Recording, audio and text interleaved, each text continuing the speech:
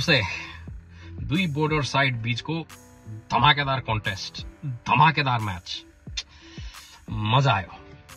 हिजोको म्याचको मजा के थियो थाहा छ?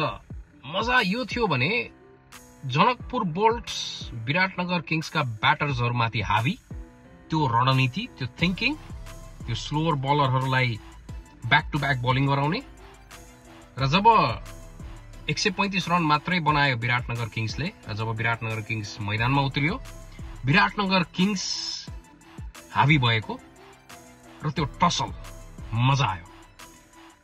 यहाँ दाद दिनुपर्छ विराटनगर किङ्सका क्याप्टन सन्दीप लामिछानेलाई। उनले 4 विकेट पनि लिए, तर उनको त्यो बलिङ सफल बवाल थियो।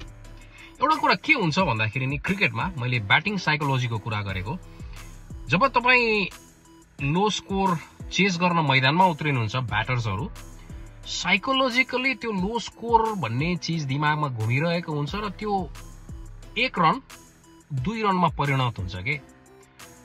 जब त्यो साइकोलोजी अपोनेन्टले बुझ्छ र जो डिफेन्ड गर्न उत्रिन्छ, यदि त्यो अपोनेन्ट त्यो ब्याटिङ गर्न आएको टिममाथि सुरुदेखि नै हावी हुन्छ नि, गेम फिनिश।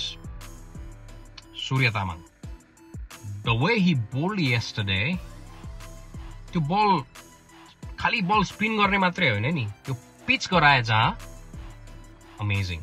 यो नाम याद राख्नुहोस् है, सूर्य तामाङ। यो एनपीएल सकिएपछि म केही नामहरू तपाईहरुको अगाडि लिएर आउँछु जसले चाहिँ नेपाली राष्ट्रिय टिमको ढोका ढकढकाउनेछन्। अब एनपीएल को एउटा रमाइलो पक्ष यो पनि हो, राम्रो पक्ष यो पनि हो, खेलाडी उत्पादन गर्ने। वेल बोल्ड सूर्य तामाङ, वेल बोल्ड सन्दीप लामिछाने। जनकपुर बोर्ड्सलाई एउटा सुझाव, एउटा सल्लाह, यदि तपाईले आफ्नो टाइटल डिफेन्ड गर्ने सोचमा हुनुहुन्छ, डिफेन्ड गर्न खोज्नुहुन्छ भने तपाईहरुको टिमका क्याप्टन अनिल कुमार शाह र अर्का विस्फोटक ब्याट्सम्यान आसिफ शेखले रन बनाउनु पर्छ। उहाँहरूले रन बनाउनु पर्छ। You guys have to score runs, किनभने तपाईहरु दुईजना यो टिमको ब्याकबोन हो, specially Anil Shah, you are captain. Patience and consistency हुन्छ क्रिकेटमा, त्यो बक्स टिक गर्नु पर्यो। विराटनगर किङ्सले they are batting well, they are bowling well, they are fielding well. अब कुरा आउँछ कन्सिस्टेन्सीको। यो कन्सिस्टेन्सी कहिलेसम्म जारी रहन्छ त्यसमा भर पर्छ। हिजोको म्याच मजा आयो।